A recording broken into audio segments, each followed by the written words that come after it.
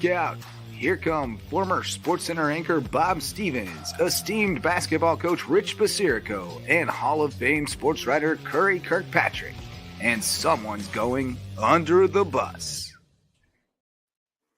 Hey, welcome, friends. I am not Bob Stevens. I'm Justin Jarrett, founder of Loco Media, and much less acclaimed sports writer than the man to the other side of me, Curry Kirkpatrick, the Hall of Fame sports writer, as well as Rich Basirico, who's forgotten more about basketball than most of us will ever learn. And this is Under the Bus. Again, Bob on the road today, former ESPN SportsCenter, also anchor, also more acclaimed than me in that regard. But he's on the road in French Lick, right, boys, playing golf. So I get to ride in the driver's seat tonight, which is always interesting.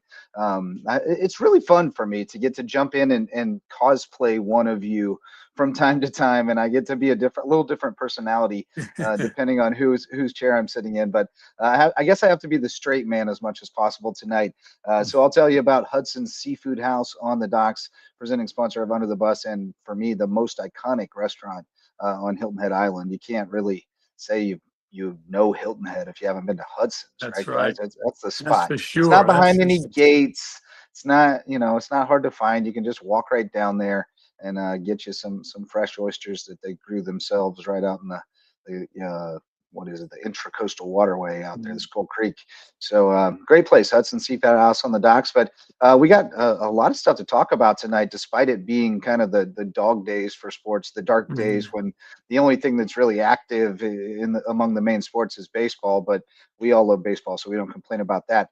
But there's a lot of tangential stuff going on, and kind of wrapping up the NBA season with the draft. That kind of puts a bow on it. And I like the way, one thing I'll say about the NBA draft that I prefer to a lot of other sports is the way that it happens kind of concurrent with the end of the finals.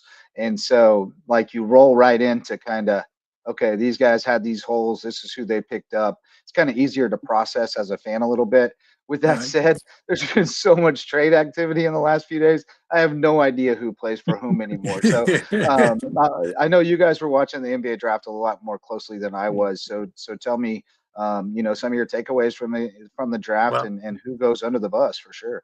Well, on top of it, they got free agency starting today too. That's what I'm saying. So, it's a lot at once. The draft and free agency is crazy. There's so much movement. It's pretty amazing. In the draft, the one thing that I took away from it was Charlotte Hornets. I thought did a terrific job of who they drafted. They got some good guards. They can shoot. Two guys from Duke. And got a center. They almost filled every position, and then they traded. I think yesterday for a guard out of Utah, Sexton, I believe his name is Colin Sexton. So they really, they've been down for so many years. It seems like Charlotte has never had a good team, but to me, they have a new general manager. It's only his second year. They have just really done a terrific job with their draft this year. And they're starting to make some moves in free agency, and I think they'll be very good next year. I really do. Well, they got the shooter from Duke, Kneppel. Correct. And who's the center? Who's the center they got? I don't. It's the kid from Creighton. Oh, right, the shot blocker. Right, he's very skinny. Right. Defensive player of the year. Yeah, but he's long. I mean, he doesn't have to score for them. If he just rebounds and defends, they got enough scorers. So how many years will it need? They're so bad. They're such a bad team. The only way they can do is go up. They can go up. But this is the first draft that they really went after and got some really good spots to fill. And I think will make a difference. I mean, time would tell. You never know the draft. I mean, some guys who drafted early don't turn out to be very good players, and sometimes they get steals later in the rounds that just turn out to be. Halbert, the guy from the Indiana, he was picked 12th. I mean, the Knicks passed over him. The best two players in the NBA Finals were picked. Let's see, 11th and 12th. 11th and 12th. Yeah, I think so. So 11th. I'm a big Knicks fan, as you know, and they always talk about the Knicks drafting. They passed over these two guys. So Yeah. Yeah, a let's lot talk of about people. their scouting department. How do you pass over two? One's bad enough, but pass over two like that? So that's it's a crapshoot really when you start drafting. I mean, they see everybody's going to be the top three guys are going to definitely make it. That doesn't happen all the time. I mean, when does that happen all the time? True. Yeah. So Well, I watch the draft like it's a TV show, which they make it a TV show, and yeah, so It is. I might as well look at that. But there was so much, I was afraid the whole thing was going to be 3 hours of Cooper Flag, but luckily it was just the first half hour. It was everything Cooper Flag. They did a feature from Newport, Maine, his hometown. Did you see that? And they went up and No, unfortunately, they had the excruciatingly obnoxious Marty Smith live in a gym in Newport, Maine, with all the people behind him, and You don't like Marty, Kerry? just like with every piece, every piece is about him, not what he's doing. And he started, he clapped. We got the crowd going and chanting Cooper Flag," and then they would switch back to New York or wherever where was the draft, in Brooklyn, I guess. Brooklyn, yeah. And then and they interviewed a couple of Cooper Flag's high school people and his, I think, the principal of the school, the guy that owned the garage. I mean, I got tired of it, basically. In fact, Billis said he was, for some reason, he was in Newport, Maine that week for something else. And he said that wherever he went, Cooper Flag was so popular. He said Beyonce could walk down the street and they would ignore her if Cooper Flag was around. Come on, Jay. Yeah, Come on, Jay. but Give me a break. why would he be in that town in Maine? What's the reason to be going except for Cooper That's it. Flag? What's about the draft? What other reason why would Jay he come Billis? Oh, I don't know. He Yeah. just was there for something. I don't know. I didn't ask him. He just said that, on He was air. there for some purpose other than to delve into the place that produced Cooper Flag. That Right. seems very curious. Unless he wanted to get some lobster, maybe. That's a Well- reason, maybe. Well, and then started the crying. I mean, everybody started crying. Players were crying, families crying, the coaches were crying, everybody was crying. And Bill Billis said he'd never seen so many tears in all his years of thing. And one of the big criers that led the cry team was the big guy from Duke and his family from Africa, Malawak. Yeah. Yeah. I mean, they just broke down weeping. It was, it was okay for a while to see this Right. emotion, but then I got kind of tired of it. Malawak, as I said, led the tier team until almost the very end when Danny Wolf was drafted, the Danny seventh Wolf. player from Michigan. Michigan that used to go to Yale. Yeah. Did you see this? He was like, his head was down for an hour and a half because he didn't think he was going to get drafted. Finally, they called his name out, and his older brother, who'd been pumping him up prior to that, they showed patting him on the back and, come on, don't worry about it. The brother did this ugly mug cry. And they had him on for it was like a minute and a half. And he won the tears. He won the tears, the brother, Danny Wolf's brother. I mean, it's unbelievable. How about Ace Bailey, the kid that told teams Oh. that he wouldn't work I was out going for to them? tee him up for you, Rich. Yeah, I mean, it I wouldn't was even gonna work. ask I'm you. not going to work out. I'm not going to work out for you. But Utah, who he said he would not work out Called for, his Yeah, bluff. that was not. called his name. Yep, Number and that's 5, the Danny 5th. Ainge. Rich, what do you think about this? That was Danny Ainge, who everybody thinks is a genius. Where has Utah been in the last 5 years? Where they've been in the standings? But if Bailey, that was not one of his teams that he wanted to Right. go to, Right. and he didn't show up there for 2 days. I don't know, has he showed up yet? Yes, he In has. Salt Yes, Lake? he has. He has. And now he's saying that he's blessed to be drafted by Utah. Oh, And now that's cool. I he's- thought for a while Ainge might have been pulling a trick and drafted Ace Bailey to trade him right, right. to some other place that had a big star or something. Yeah, yeah. And he may yet. I mean, That's true. but it was interesting. Like I kind of respect Ainge for calling the bluff. Like a lot of these guys, I guess, but if GMs you want to will- have a guy like that around, though, Yeah, that's the question. That's why I don't Philadelphia. know that Everybody you said he do. was going to be drafted with the third pick by Philly, and he just blew Philly off. And Yeah. some teams said stay away from him, but Danny, took Well, the he blew gamble. I mean, off 3, he's 4, and 5, right? right. Because he wanted to Well, fall he went further. right. He went 5. That's where he went. But he Right. gave up a lot of money. The difference of even being drafted 5th or 3rd is a heck of a lot of money. I mean, you're Yeah. talking about It's several millions of million. Yeah. dollars. But Yeah. I don't. When guys are getting drafted, and they tell the other teams, "I'm not going to." You're like, well, when do you make that decision? Do you make the Right. decision like I'm going to start or I'm not going to start, or when I'm going to go into the game? And now you're telling teams you can't, you're not supposed to draft me. I don't Rich, get that. Rich, you watch a lot of college basketball. Yeah. Is there any guy either in the lottery or after the lottery that was picked the other night that you think is going to be a real dark horse star, or at least really a lot better Yeah, than people think? yeah. Curry. I don't. Cooper Flag, was the top of the list as through Well, every, everybody. I'm talking But about guys oh, I lower know, than. I know. I'm that's what I'm saying. I follow college basketball, but there's no one that really stood out to me. I mean, there's some great players, don't get me wrong, but there's nobody sitting there going, man, he should have been drafted higher. I mean, there've been a couple guys drafted early that people didn't anticipate being drafted. How about the kid from South Carolina that got drafted by Toronto? Yeah. And then Yeah. when his name was called, he used, the first thing he said was the F word. And then he said, "Oh, I was just saying that because I was happy I was going to Toronto." Like I, what? I missed that. I missed the Oh draft. yeah, they have him on, as he gets called. His name get called. He got picked Maybe 9th overall.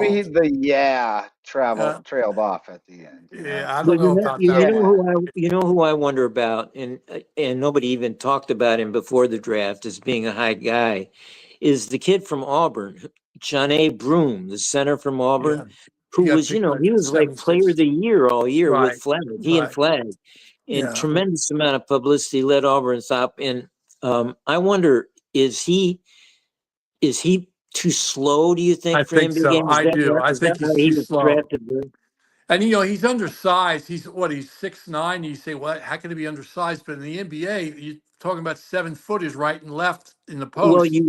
you are, but he's so good inside. And I was wondering if, they could play him in the low post and with Embiid, because Embiid always likes to go to the high Right. post and shoot those shots.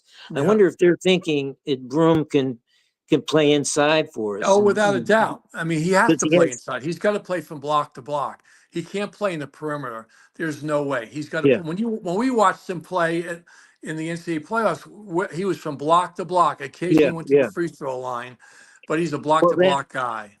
Um, except for the fact that, as you said, he's undersized at 6'9", but boy, he gets his shot off. He got some he tricky moves, does. as He you does. saw.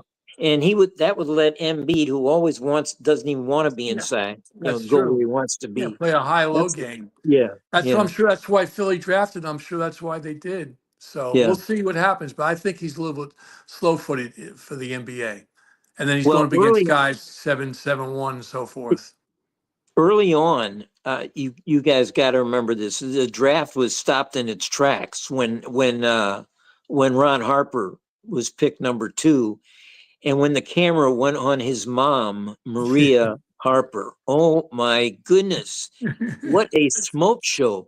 She had on a black low-cut shiny leather dress, backless, sleeveless, the whole thing. It should look like she's going to the club rather than. I mean, and they interviewed her. As a Curry matter of loves the fact. ladies. Curry still loves the ladies. It was just an outfit that was sensational compared to all the parents who Right. wearing stage stuff. But She I put mean, that shit on. That's what the kids say. and she was his assistant coach in high school. Yeah. Really? Even though her dad, She, even though and she his father was a great player in the NBA. yeah, Yeah. I forget about his father. I don't even care. She was a We want player him out of also. the picture. She was also a player, college player, Yeah. and then was his high school coach. And they showed. I mean, ESPN finally realized they had somebody to show, and showed her coaching, in a game, and she couldn't hide her look. She's startlingly good looking. That's all I want to say. Startlingly good looking. I Well, think she's got Curry a little rattled. He's a little well, shook. no, but she went viral. The whole internet She did, yes. exploded about this woman, and a lot of the fans were saying she should do the rest of the announcing, not the commissioner, forget the commissioner. We want Yeah, her up there I announcing. gotta be honest. The commissioner's a little tough to look at. I mean, he's got a real crypt keeper vibe about him right now. That he does Duh. not bring the most energy to the room when he walks out He there to looks make like the announcement. I've always called him Skeletor. I mean, he looks exactly like Skeletor. It's yeah, That's it's true. Yeah, he's a little creepy. But another Duke guy. He's another Duke yeah. guy. How Well, about talking any about the other? NBA? How Yeah. about Dawn Staley? Um, considered for, Interviewing well, they say somebody. this for the Knicks job. Did you hear her name came up for? There might be interview for the Yeah. Knicks job. If that happens, I will no longer be a Knicks fan for the rest of my life. Even if she Yeah. gets an interview, that is so nuts. For her name to be brought up. I mean, I know she didn't bring up her name, but the New York media did. But how would the Knicks ever consider that? Have they No. lost their minds? No way. No way. I don't know. I think it's No. going to happen at some point for someone. Well, she go watch There's her no games. better I mean, I know female she's won all these basketball coach national in the world. championships. She's a great recruiter. Like she's the John Calipari of women's basketball. Great recruiter. I don't think she's a great X and O person. In the national Right. championship game, what did she do to make any adjustments during that game when they lost to Connecticut this year? What adjustments? She let the game get away from her, never called a timeout, sat on the bench, and was sulking her team wasn't playing very well. Yeah. She made no adjustments. Okay. Zero. Okay, let's get So- her I out of can't argue with that. I can't argue with that.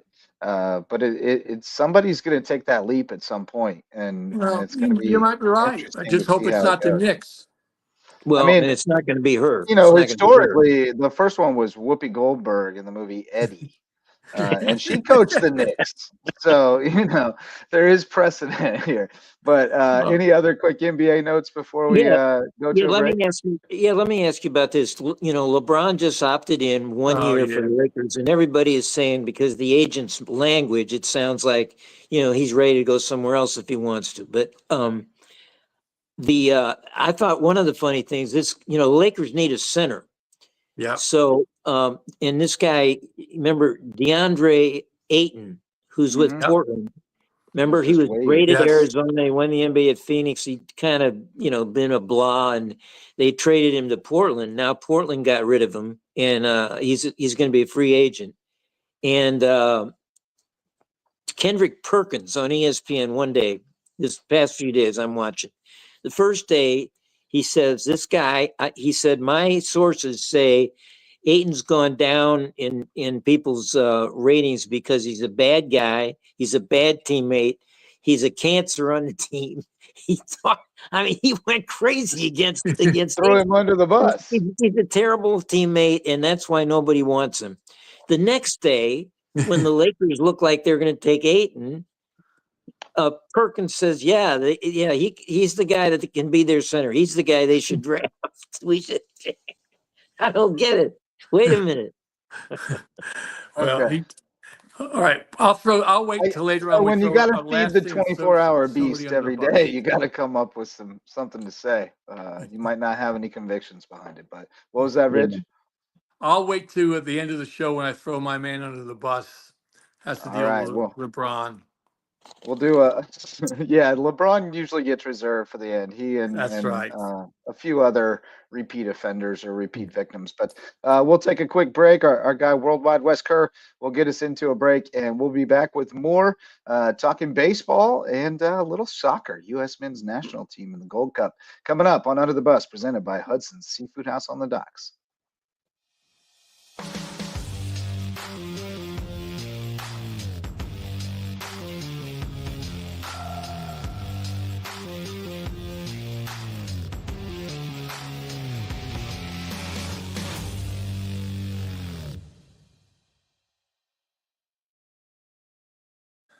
We welcome you back to Under the Bus. Justin Jarrett sitting in for the inimitable Bob Stevens, who's playing golf in French Lick, land of Larry Bird.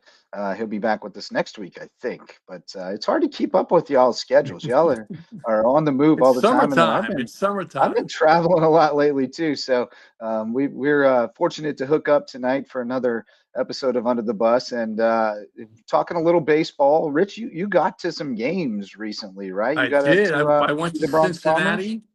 Went to Cincinnati and saw the Reds play the Yankees for 2 games. They lost on Wednesday. Let's see, Tuesday night they lost to. Well, they lost in extra innings after having a 3-0 lead, which was disappointing. But then on Wednesday night, now let me just say, Chase Burns was a rookie pitcher. The Reds just brought up, was the second overall pick last year out of Wake Forest, and he's a stud. He struck out the sides the first inning. This is his first, time on the mound in the Major League Baseball, and struck out the first 5 out of 6 batters, and then pitched 5 innings and struck out 8 batters. And he was humming. He threw a 98, 99 miles an hour. Had great stuff, off-speed pitches. He was the real deal. And then tonight, before on the show, I knew he was pitching against the Red Sox, so I look up his stats. He got 1 out and gave Got up shells. seven runs, What 5 in the earned, first inning? no In the first inning? strikeouts, 0 strikeouts. I'm thinking this guy was a stud. What happened in the last 5 days that this guy can't get anybody out? It's If kind of that isn't crazy. emblematic of the pitching situation in baseball today, I don't know what is. Like, well, I mean, we're just training guys to throw it as hard as you That's can right. toward the middle of the plate and let it work whichever way it works until your arm falls off, and then we'll rebuild it for you and train you to do it again. And we're just going to stack up as many of those guys as possible. And so you'll see one of those every once in a while, especially with the young guy where they just Yeah. cannot find the zone and can't get out of their head, and Who's it who's the snowballs. kid? But Who's the young kid that pitched against Paul Skeens the other day? There's a Oh, you're big talking pitcher about the from guy the from Milwaukee? from Milwaukee. yeah. He's a Isn't stud Yeah, too. he's a really young Jacob he's Mizorowski, I think is his a name. really young Yeah. guy, isn't he? Yeah. He is He's really young. incredible, 6'7", Yeah. and he is lighting people up right now. But I mean, pitching is way different than it ever has been in my lifetime, as far as just the absolute gas that people are Right. throwing is But out of this there's a world. lot of runs being scored. I mean, a lot of Yeah. runs. I mean, you've seen scores, 17 runs. One game last week had 22 runs. Like what? How could guys can't get people out? I don't. It's. I'm really You seriously. don't want to If that's the best they know, can put but out there, it's analytics. throw throw it out the window. I'm sick of analytics. Get it out the window. But it really it has given offensive players a different kind of edge because they understand statistically where their best opportunities for success are Yeah. and how to produce the most runs on average in a given situation. And I know you hate it, but Well, the analytics. something to So it. how about when the first inning when Burns pitched against the Yankees, as I mentioned, he struck out the first 3 guys, and every time someone would come back to the dugout, the next guy coming to bat they whisper in each other's ear like, "Hey, what does he got?" Like, well, if you're doing analytics and you're studying this pitcher, why are you asking the guy that's coming who just struck out what he's throwing? I mean, right? If you're Well, really studying these there's still a pitchers, place for both. well, I'm I not saying mean, there's unless they nothing may wrong be with comparing asking. it to the scouting report. Like we Uh, thought he had this, we thought it moved this much. How much is it really moving? Just like what'd you see? I mean, there's still a Yeah. place for that.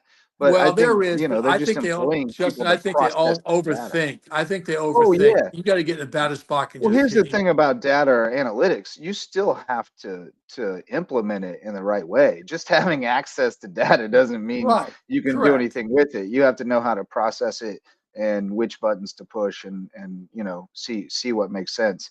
And some of them certainly get out over their And skis how trying to quickly be a, innovative. a batter has to make that decision. Think about how I still fast. like bunting, so that goes against the analytics, but I'm a big fan of bunting. So Rich, how long did Cincinnati leave that kid in when you were seeing him against the Yankees? Just 5 innings. Just 5 innings. Were they starting to hit him or did they just take him Well, I out? mean, it was the second time through the lineup, and I Yeah. wouldn't say they started really hitting him hard. I mean, but they were starting to make contact in the beginning. The first 2 innings, they didn't make any contact. Literally, he struck out 5 out of 6. They made Yeah. no contact. So when they went through the third and fourth, of course, the fifth inning, I mean, they started spraying the ball, but they didn't score any runs. They were just spraying the ball here and there. I think they might have scored 1 run, I think it was. But once you get, I guess, the second look going through, but I mean, he's going to be, even though he had a bad game tonight, he's going to be a very good pitcher in major leagues. He's got the stuff, he's got the size, he can throw it, and his composure was really good. I mean, he had Judge all the first 3 bats had no shot at hitting him. It was No amazing chance. how well he had him off balance, and it was tough. It was an exciting moment. I'm not a Reds fan, but it was an exciting moment to be there and watch it. How's the So ballpark? It looks like a it's beauty on nice. It's not TV. huge, but it's a nice ballpark. I mean, on their scoreboard, it's amazing talking about analytics and all this stuff. After every pitch, they tell you the rotation of the ball, how Yeah. much on a curveball, how much it dropped. I mean, they have Yeah. all these stats up there. It's almost confusing to look up there and Right. go, oh my goodness, they're reading Yeah, all it's these too things. much. Yeah. It is too much, way too much. But it was a fun place to be. Enjoyed the game. My friends surprised us with great seats the last game. We were right next to the Yankee dugout and probably a foot and a half from the on deck circle when the Yankees came out. I mean, literally, I could have touched them. I mean, they were that close, and Wow. it was fun. You know, I was saying stuff to them, and you get a little smile like. Maybe DJ came up, and because he played at LSU, and I said, "Go Tigers," and he Go turned around Tigers. and smiled at me because they obviously won the national championship. So it was fun. I've never been that close to a baseball game because Curry, you covered all these guys in different sports, so you're right there with them. But for me, Oh, it but was pretty exciting to be that close. when Yeah, you I saw cover the speech. baseball, though, you're as far away as you can possibly be. That's right. You have to go. You have to go in the clubhouse to get close to those guys. Yeah, Yeah. exactly. You got to climb to the Hey, heavens to hey. cover I don't know if you want to switch sports, but it just occurred to me, talking about numbers and records, and there was a guy at Wimbledon today, a Frenchman, that played against Taylor Swift, one of our American stars. Taylor And Taylor Swift. Swift is not Taylor Swift. Taylor Taylor Fritz. Taylor Fritz. I got these women on my mind, as you said. Well, we know you are a Taylor, Swiftie. I'm thinking, what kind Taylor of tennis Fritz. Hiding the player is wolf Taylor, Swiftie. Taylor Swift? Taylor Fritz. He's about 6'4". He's a big hitter, big Yeah. server for one Tall of our drink of guys. water. Yeah. He played this guy. The guy has 3 names. He's from Frenchman, Giovanni Mpecci Pericard. And Wow. they stopped at 2 sets all because of darkness. But this kid Pericard, I'll call him by one name, he hit a serve 153 miles an hour. That broke the Wimbledon record Wow. by 10. The longest was no, by, I don't know, it was 145 Okay. in 2010. But he served 33 aces. He's 6'8". He's a tennis player, 6'8". Oh, So Taylor Swift is looking up at this guy. He's pounding. Yeah, I think he got 33 aces. I mean, we're just gonna call him Taylor Swift now. Taylor Fritz had 24 of his own aces, and Wow.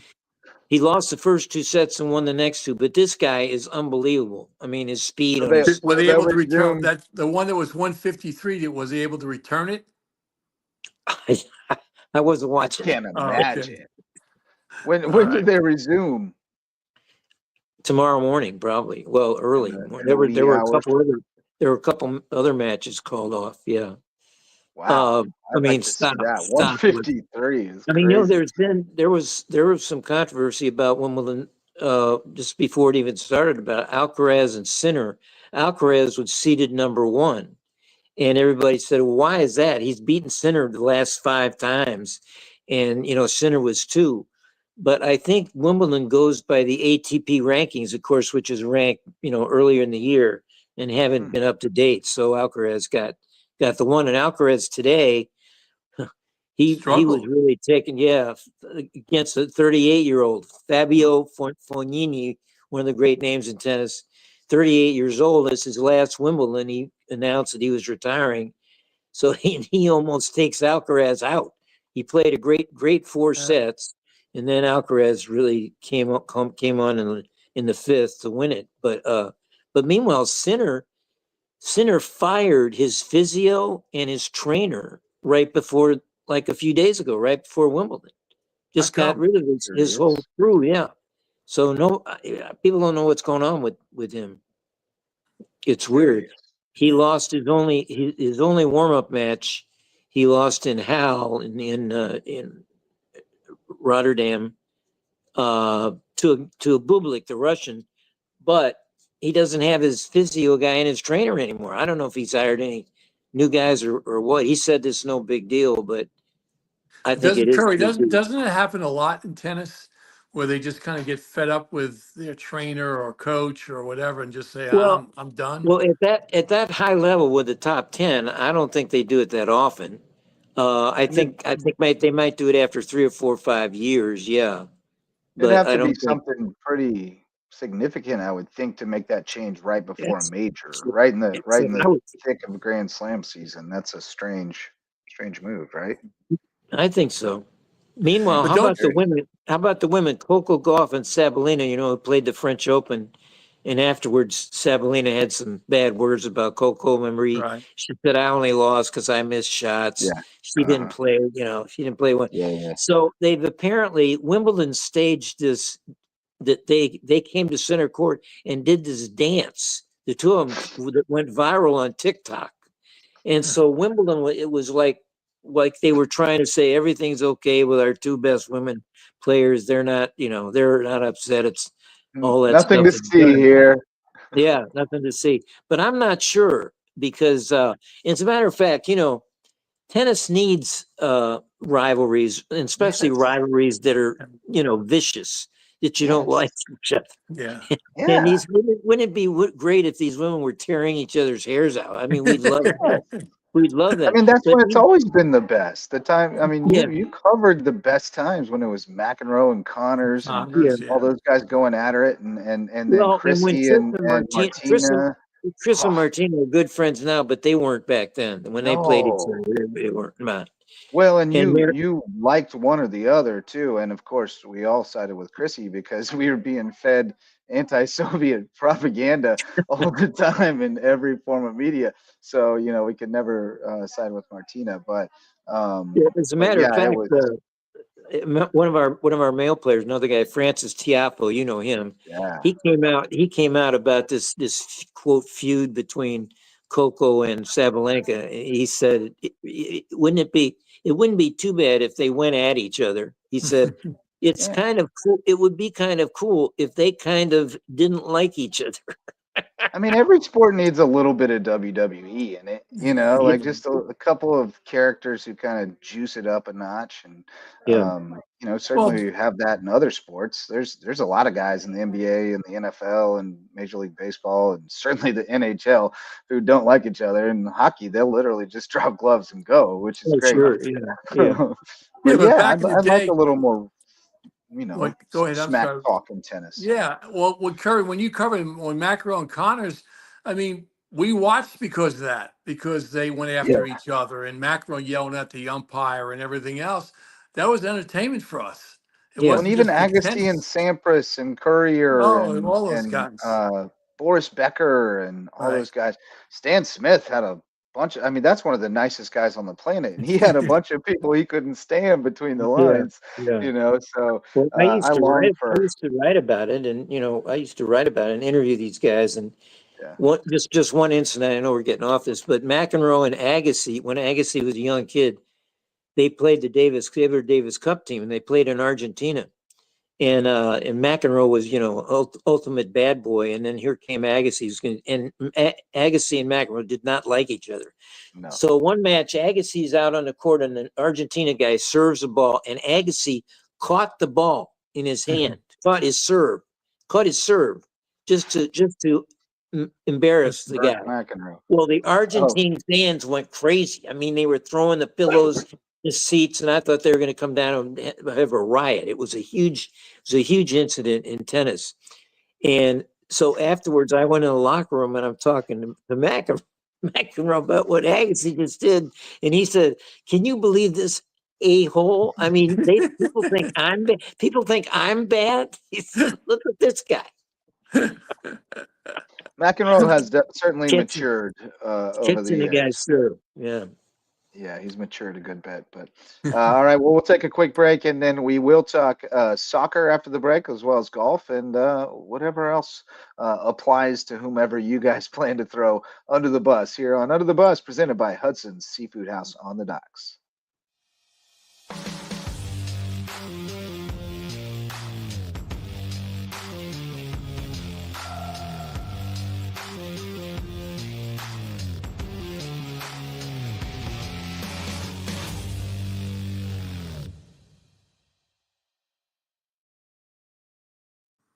We welcome you back to Under the Bus, presented by Hudson's Seafood House on the Docks. Great place on Hilton Head Island for sunsets, cocktails, and great food, great seafood.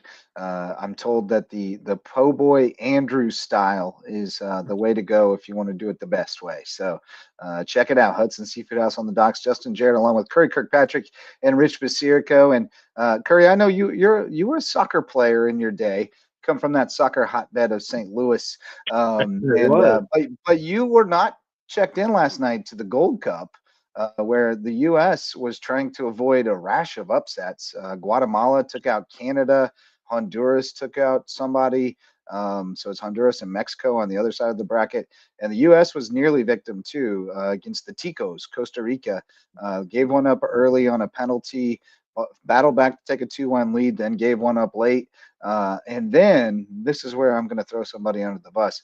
CONCACAF has gone to no extra time after a tie. They go directly to penalties until you get to the finals. Wow. So no extra time at all. It's just you're tied after 90 minutes. We're going to penalties, which, talk about anxiety. Yeah, I don't like that. But huge performance last night from fellow short king. Curry, you're a short king like me. Rich, you don't qualify for short king status. Diego Luna was the short king who delivered last night. Look at this man.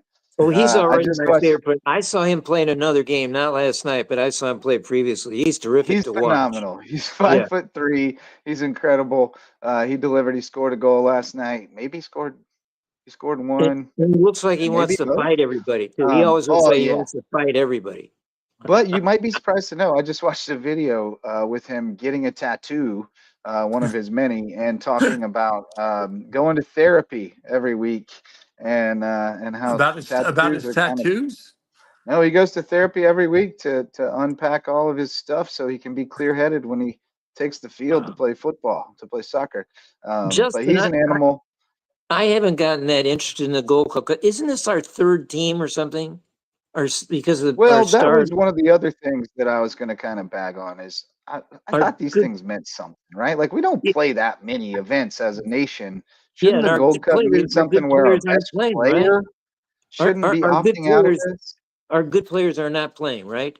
I was going to throw them under the bus. Christian Pulisic and Tim Weah and several others. I know a couple of them are injured and some are committed to the Club World Cup, which is a frustration of mine with soccer, is how everything overlaps and guys are with their team sometimes and they're with a different team other times, and I never know what's going on. But yeah, I felt like we should have put a little bit more of our best foot forward for this event as far as preparing to host a World Cup. You know, are we in the quarters now, or where is it staged? Where is it at now?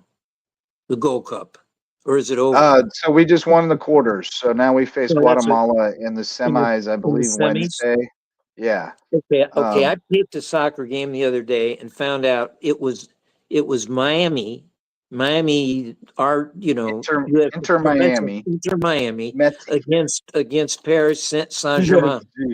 What was that? That was just an exhibition. That was the Club World Cup. So that was the Club World Cup, and Worldwide West has suggested we throw that whole thing under the bus. And isn't that a big deal? That's not a big deal. Reportedly, but I think he exposed. Well, what's his name played the great little Messi played, and he was hardly in the game. I mean, it was such a mismatch. Paris Saint-Germain is so much better. Yeah, it's so much better than Miami. It's ridiculous. That's what I was saying. Is feel like this Club World Cup is like a good idea in theory, but you're literally comparing apples to oranges, and then So who are the four yeah, teams left in Gold Cup? U.S. against Guatemala and Mexico against Honduras. There were many upsets. In the Who's the favorite? I mean, Panama I'm got thinking- upset by Honduras, I believe, which was not expected. And Canada, I mean, it was thought Canada and the U.S. were kind of the co-favorites, and they were going to meet in the Really? semis. And then Canada got knocked off by Guatemala. So crazy Gold Cup. I haven't really ever cared about the Gold Cup, but I'm into soccer at the moment because of my high school's team making a run to the state tournament, and so I tuned in last night. And and the World that's Cup's that's coming. it. Well, World Cup's coming. I think That's like it. you, Yeah. we should take this more serious and have our good players play for us. Well, Yeah. they're waiting to play in the friendlies. I We didn't like to play in understand the why. friendlies. I didn't understand why Pulisic bowed out of this. I didn't plan. either. I What he thought did. that was kind of Bush, and I think kind of emblematic of why U.S. soccer just kind of stagnates, and like there's not a full commitment to the program. It doesn't seem. When are the semis? They coming up this week? Wednesday, I believe. Yeah, I Okay. think they're Wednesday in St. Louis, as a matter of fact. Well, I And got then the the few. finals. I'll watch them now. Now I they're think the down to the finals semifinals. Monday. Finals Monday in That's Houston. I about what believe. that's about what Rich can take of soccer. Maybe Yeah. two Well, that's games. what I'm a casual soccer fan, but I know what the Gold Cup is, and I Yeah. I care about the national team more than Right. anything else because I have an allegiance, right? Like I can't get too excited about European clubs that I have no allegiance to and don't know the players, but when the national team plays, you know that's our team. Yeah, So I mean, I'll watch the um, World Cup for sure. oh God, yeah, I'll watch the World Cup endlessly. I'll Well, watch every minute of the yeah. World Cup I can watch. I've been to Europe several times in the country where the World Cup is being played, and during every game is on in every shop, in every restaurant. I mean, it's all day. The games on TVs that all people have, you can't get away from it. And you walk the streets. I have an allegiance to Paris Saint-Germain because whenever I went to Paris, I stayed on the left bank in the Saint-Germain area, which is where the team is Okay. founded. Yeah. So Well, I mean, I you have root for deep them. ties to, So I to think the that's team, why I to the turned the club. game on the other day. but Deep ties to the club. yeah, Sometimes that's all it takes, really to have an affinity for a team, and sometimes all you need is a little bit of affinity to care about it enough to take it in. So, but no, PSG put a thumping on Inter Miami and maybe humbled MLS a little bit in the process because we're not on that level just yet. I think PSG was actually like they got wind of it a little bit, and they were like, "Oh, really? You think you're gonna do something?"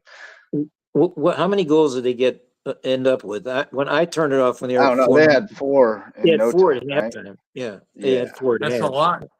That's Yeah. a lot. yeah. I think they may have only ended at 5. Like I think they called it off, but the point was delivered, Yeah. certainly. But golf. You guys had golf on the agenda. Curry, was that you that had golf note? Yeah, I have a guy I want to throw under. Yeah, We're at the throw under epic right now. Sure. Rich has got LeBron, I'm sure. Well, I Yeah, got and his probably a agent. couple others. Why don't you go with LeBron, Rich? Okay, well, actually, I want to. Well, LeBron, number one, he has a second year of his contract, and he accepted $52.6 million, which is like wow. It was big news today. Like, why wouldn't he accept 52 million? What other team is going to pay him that amount of money? But I got a kick out of what his agent said. Rich Paul said LeBron wants to compete for a championship.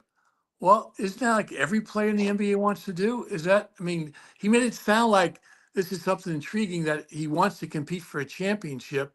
And if the Were Lakers we don't not do it, trying to do that in Los well, that's Angeles? what every player wants that. Is that not true? And then on Well, top of it, he I said, think that's why he puts in the sneaky words because I think he was saying that the Lakers might not be good enough to compete for a championship, Okay, and LeBron okay. might go somewhere where there is a better team. I think that's what he was saying. I don't know. Well, Sending a his agent came out and said that Yeah. they're gonna view what the Lakers do, through free agency and trades and so forth. And if they don't feel the roster is strong enough, then LeBron's gonna push for a trade. And then power there was move. somebody else came out and said, one of these NBA analysts came out and said he checked with several NBA teams and said, would you be willing to trade for LeBron for 1 year? And you probably have to give up 4 or 5 players to get him. And all of them said, no, we wouldn't do it. And I wouldn't do it. First of all, we all forget. I mean, he's in great shape. He's an amazing athlete. He's 40 years old. He's going to, he gets hurt every year. You're going to give up 4 or 5 players and pay him $52 million to bring him in? He's not going anywhere. I told you, Lakers are going to get DeAndre Ayton, the cancer. Probably He'll be a will. great fit. Well, He's a cancer. He'll be a great fit. And you got LeBron's son coming back. So what's wrong with the roster? And his other son's going to be playing in Tucson at University of Arizona. Arizona. His other son. Just for a year or so before the Lakers pick him up, right?